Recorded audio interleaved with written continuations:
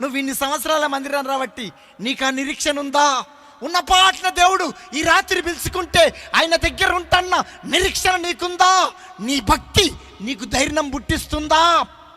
రేపు మనది కానే దేనికన్నా ఆయుధాలయ్యి రక్షణకు ఆయుధాలయ్యొద్దు.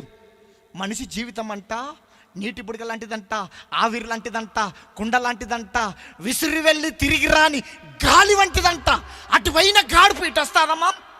నీటి బుడగ గంట సేపు ఉంటుంది నీళ్ళ మీద, వెళ్తూ వెళ్తూ వెళ్తూ వెళ్తూ వెళ్తూ వెళ్తూ పట్. కొంతమంది సువార్త చెప్తా, అన్నా అక్క యేసుప్రభు నమ్ముకో అక్క, రేపు మనది కాదు నమ్ముకో అంటే, నేను వస్తా అని ఇప్పుడు నేను గట్టికున్నా, ఎట్లున్నా